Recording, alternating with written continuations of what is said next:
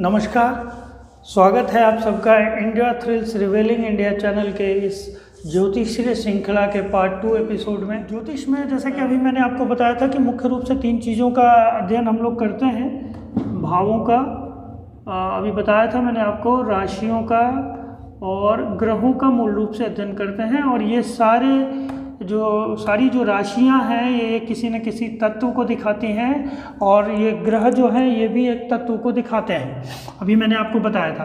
तो किसी भी व्यक्ति विशेष की कुंडली में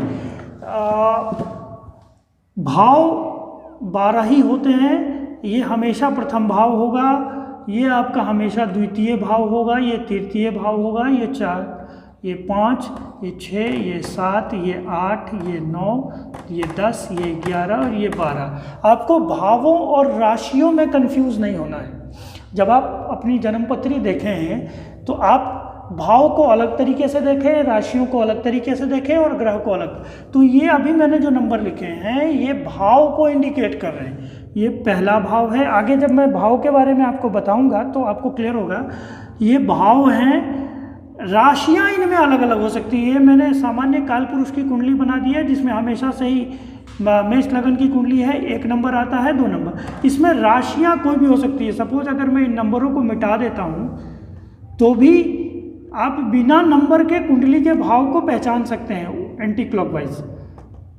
आप इसको प्रथम भाव मानेंगे, इसको द्वितीय भाव, इसको तृतीय, इसको चतुर्थ, इसको पंचम, इसको षष्ठ, इसको सप्तम, इसको अष्टम, ये नवम भाव है, ये दशम, ये एकादश और ये द्वादश, ये भाव है। अब इनमें राशियां अलग अलग हो सकती हैं। जब कोई जातक जन्म लेता है, पिछले एपिसोड में मैंने बताया था आपको कि पूर्व दिशा में जो लगन उदय होता है वही उसका लगन होता है, राशि होती है। तो ये हमेशा प्रथम भाव है। अब इसमें जातक किस समय, किस स्थिति में, किस प्रदेश में, किस दिन को जन्म ले रहा है उसके हिसाब से फिर इसमें वो नंबर्स आएंगे। सपोज कोई अगर मेष लगन का हो तो यहाँ 1 आ जाएगा, कोई अगर वृष लगन का हो तो 2 आ जाएगा, कोई अगर मिथुन का हो तो 3, इसी तरह से कोई सिंह का हो तो 5, कर्क का हो तो 4, इस तरह से आ जाएगा। और अगर यहाँ पर किसी के कोई कर्क लगन का है, यहाँ सपोज 4 लिखा है और कर्क लगन का व्यक्ति है तो उसके लिए द्वितीय भाव में 5 आ जाएंगे, फिर ये तृतीय भाव में 6, फिर 7, फिर ये 8, फिर 9, फिर ये 10, फिर 11, फिर 12। चूँकि 12 ही राशियाँ होती हैं तो 12 के बाद फिर 1 से शुरू हो जाएगा 3। इस तरह से ये कुंडली बन जाएगी। तो अगर यहाँ 5 हो तो ये 6, ये 7, ये 8, ये 9, ये 10, ये 11, ये 12, फिर ये 1, 2, 3, 4, 5। इस तरह से ये राशियों को दिखा रहा है नंबर। ये नंबर्स भावों को नहीं, राशियों को दिखा रहा है। भाव तो नियत है। अब इनमें कोई ग्रह हो सकते हैं, हम आगे जानेंगे। अभी मैं फिलहाल आपको बता रहा हूँ कि ये जो राशियाँ हैं, ये राशियाँ क्या है। देखिए, जो हमारे 9 ग्रह हैं, बेसिकली 7 ग्रह हैं, 2 राहु और केतु छाया ग्रह हैं। तो सूर्य और चंद्र की एक राशि होती है। सूर्य और चंद्र जो हैं उनकी एक राशि होती है और बाकी के जो ग्रह हैं मंगल, बुध, गुरु, शुक्र और शनि, उनकी 2 राशियां होती हैं। अभी आप देखिए, 1 नंबर जो होती है वो मेष राशि होती है, ये मंगल की राशि।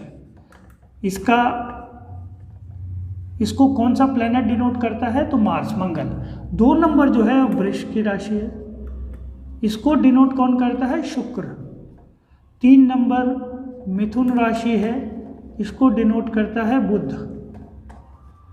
4 नंबर जो है ये आपकी कर्क राशि है, इसको डिनोट करता है चंद्रमा। 5 नंबर सिंह राशि, इसको सूर्य भगवान। 6 नंबर जो होता है वो कन्या, इसको डिनोट करते हैं बुध ही। 7 नंबर तुला, इसको डिनोट करते हैं शुक्र। 8 नंबर वृश्चिक, इसको फिर डिनोट करेंगे मंगल। 9 नंबर धनु, इसको गुरु डिनोट करेंगे। 10 नंबर मकर, इसको शनि डिनोट करते हैं। 11 नंबर कुंभ, इनको जो रिप्रेजेंट करते हैं वो शनिदेव ही। और ये मीन, इनको रिप्रेजेंट करते हैं गुरु, जुपिटर। तो देखिए यहाँ आप देख रहे होंगे कि सूर्य और चंद्र की केवल एक राशि है, कर्क और सिंह। बाकी जितने हैं, देखिए मंगल की 2 राशि है, मंगल की 2 राशि है, ये दोनों मेष और वृश्चिक। 1 नंबर और 8 नंबर मंगल की राशि है, 2 नंबर और 7 नंबर शुक्र की राशि है, वृष और तुला। 3 नंबर और 6 नंबर मिथुन की राशि है। और फिर आप देखेंगे कि 10 और 11 कुंभ ये शनि की राशि है, और 9 और 12 गुरु जुपिटर की राशि है। तो ये सारे प्लैनेट्स हैं जो अलग अलग राशियों को डिनोट करते हैं। अब ये राशियां तत्वों को किस प्रकार से रिप्रेजेंट करती है वो देखेंगे। 1 से 4, 5 से 8, 9 से 12, इस प्रकार से ये राशियां होती हैं। और इन राशियों के ठीक सामने मैंने उनके तत्व लिख दिए हैं। तो आप देखेंगे कि जो 1, 5, 9 मेष, सिंह और धनु है अग्नि तत्व की राशियां हैं। 2, 6, 10 ये पृथ्वी तत्व की राशियां हैं, वृष, कन्या और मकर। और 3, 7, 11 मिथुन, तुला और कुंभ ये वायु तत्व की राशियां हैं।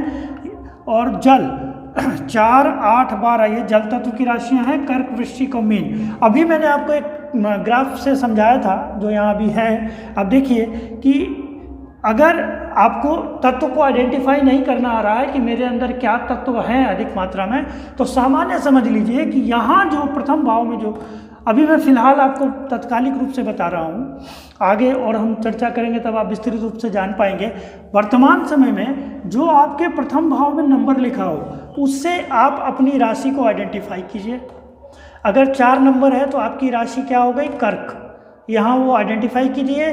अगर यहाँ 8 नंबर है तो वृश्चिक, अगर यहाँ 6 नंबर लिखी है प्रथम भाव में तो आपकी कन्या। तो इससे आप अपने पहले तो अपनी राशि को आइडेंटिफाई कीजिए अपनी जन्मपत्री में अगर आपके पास है तो, या आप जन्मपत्री के लिए अपना जन्मदिन, जन्म समय और जन्म स्थान किसी भी सॉफ्टवेयर से, कुंडली सॉफ्टवेयर से निकाल के अपनी जन्मपत्री देख सकते हैं। वहाँ आप देखिए कि आपके पहले भाव में कौन सा नंबर लिखा है, उससे आपका लगन आइडेंटिफाई हो जाएगा कि ये मेरा लगन है।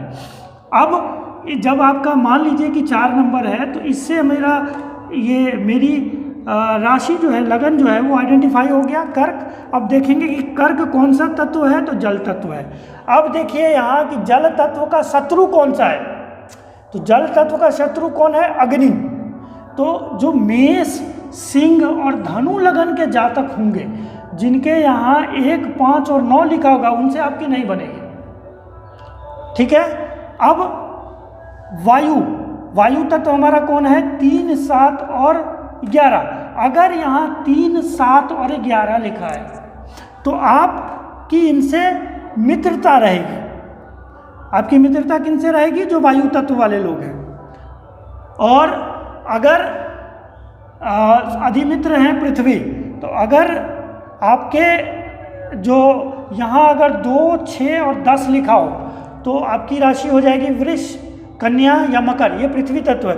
तो इनसे जल तत्व वालों की न मित्रता है न शत्रुता है। संभाव रखेंगे जिस प्रकार का तत्वों का, बाकी तत्वों का बैलेंस होगा उस तरह से उनके साथ संबंध होगा।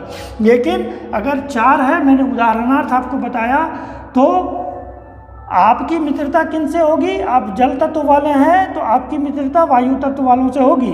तो आप अगर 4, 8 और 12 के हैं, अगर यहाँ 4, 8, 12 है तो आपकी 3, 7, 11 में से कुछ भी होगा तो उनके साथ आपकी मित्रता होगी। तो ये मैंने अभी आपको राशियों के भी तत्व बता दिए हैं, और व्यक्ति में तत्व का क्या गुण होता है वो भी अभी आपको इस वीडियो में बताया। तो आगे हम जानेंगे कि अभी भाव और राशियां, उनके तत्व जान चुके हैं हम। अगले एपिसोड में हम ये जानेंगे कि जो ग्रह उपस्थित होते हैं, ये जो अभी मैंने आपको बताए थे, सूर्य, चंद्र, मंगल, बुध, गुरु, शुक्र और शनि, इनके भी क्या तत्व हैं। तो जब किसी भाव में कोई ग्रह बैठेगा, सपोज ये गुरु बैठ गया, तो अगर आपको ये पता हो कि ये 1 नंबर किस तत्व को डिनोट कर रहा है और ये किस तत्व को डिनोट कर रहा है, और ये तत्व जिसको डिनोट कर रहा है वो उसका मित्र है या शत्रु, तो आपको ये पता चलेगा कि ये प्लेनेट मेरे लिए अच्छा है या बुरा है। आप बात को एक बार ध्यान से समझिए। मैं आपको ये बताने की कोशिश कर रहा हूँ कि अगर किसी भाव में, सपोज ये 10वां भाव है, यहाँ अगर 1 नंबर लिखा है तो इसका मतलब ये भाव जो है ये अग्नि तत्व का भाव है। और अग्नि तत्व के भाव में अगर गुरु बैठे हैं तो गुरु, या सपोज मान लीजिए कि अग्नि तत्व में मान लीजिए कि चंद्रमा बैठ गए, चंद्रमा बैठ गए। तो चंद्रमा क्या है, अभी ग्रह में आपको आगे बताऊंगा कि ग्रहों का कौन सा तत्व होता है, अभी मैं उदाहरणार्थ समझा। चंद्रमा जल तत्व की राशि है, अगर अग्नि तत्व में जल बैठ जाएगा तो क्या होगा, शत्रु, तो चंद्रमा आपके लिए बुरा प्रभाव करेगा। तो ये समझना, तत्वों के आधार पर मैं आपको समझा रहा हूँ वैज्ञानिक रूप से। आप कुंडली दिखाते होंगे या किसी ज्योतिष के पास जाते होंगे तो बोलता होगा कि आपके लिए चंद्रमा खराब है, तो अभी आप अपनी कुंडली में खुद ये देख सकेंगे कि आपके लिए चंद्रमा वाकई में खराब है या नहीं है। और अगर खराब है तो आगे के एपिसोड्स में आप देखेंगे कि उसको ठीक कैसे कर सकते हैं, आप किस तत्व को बैलेंस करके आप किस तत्व का ज़्यादा प्रभाव ले सकते हैं। तो ये मेरा आज का प्रयास था, कैसा लगा ज़रूर बताइएगा। आगे के एपिसोड में मैं ग्रहों के बारे में थोड़ा बहुत विस्तार से बताऊंगा, और बने रहिए मेरे साथ। आप अपनी कुंडली को न केवल विस्तार से जान पाएंगे, लेकिन कुंडली में अगर कोई ग्रह बुरी स्थिति में है तो आपको किसी ज्योतिष के पास जाने की ज़रूरत भी नहीं पड़ेगी, आपको कोई तंत्र मंत्र करने की ज़रूरत नहीं पड़ेगी। सिर्फ वैज्ञानिक आधार पर उस तत्व को बैलेंस करके आप उसका एक पॉजिटिव इफेक्ट ले पाएंगे और आप अपने जीवन को सही दिशा में ले पाएंगे। आपको मैं आगे आने वाले एपिसोड्स में काफ़ी कुछ जानकारी वैज्ञानिक आधार पर देने वाला हूँ, तो बने रहिए मेरे साथ। और मेरी आप सब से विनती है, आप लोग चैनल को देखिए, चैनल को लाइक कीजिए, शेयर कीजिए और सब्सक्राइब करना बिल्कुल मत भूलिए। एक बार मेरे चैनल को ज़रूर सब्सक्राइब कीजिए। धन्यवाद, और अपने सुझाव कमेंट के माध्यम से हमें ज़रूर दें। धन्यवाद।